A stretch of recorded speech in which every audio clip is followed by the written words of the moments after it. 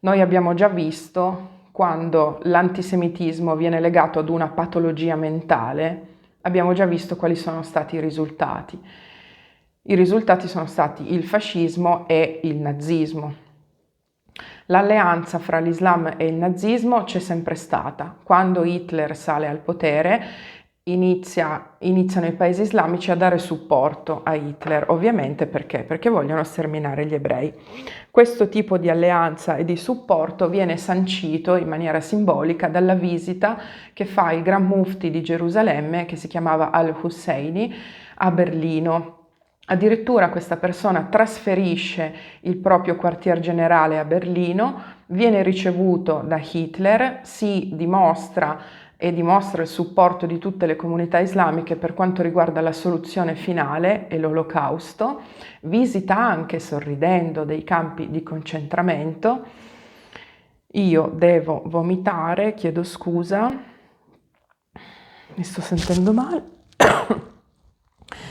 A un certo punto viene anche accolto anche a Roma, dove riesce a fondare una unità militare di 700 musulmani e in Bosnia questo essere riesce ad arruolare più di 20.000 musulmani.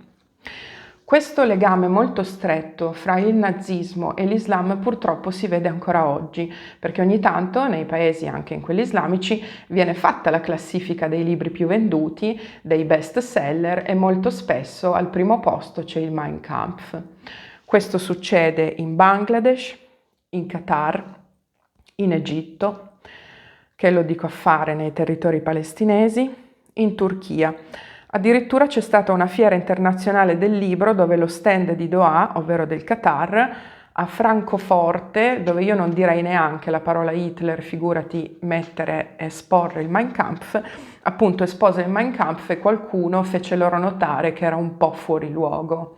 La scioltezza con cui queste persone accadono, questi episodi, la scioltezza con cui dicono scimmie maiali, la scioltezza con cui parlano dell'albero magico degli ebrei, la scioltezza con cui vanno in giro, anche a volte vestiti da Hitler con le svastiche e propongono a Francoforte il Mein Kampf in vetrina.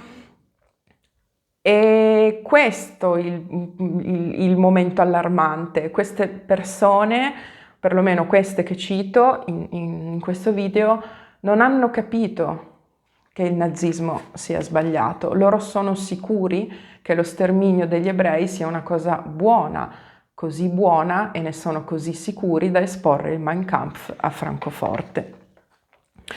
Ovviamente non poteva mancare Al-Qaradawi, un altro essere che grazie a Dio è morto qualche mese fa ed è stato più che elogiato, il suo lutto è stata una cosa che non avete idea nel mondo islamico. Io faccio la talpa da anni in alcuni gruppi sui social network e vi garantisco che quando è morta questa persona nessuno, ma migliaia di persone erano in lutto, nessuno ha detto guardate che forse non si era sempre espresso bene nei confronti del genere umano.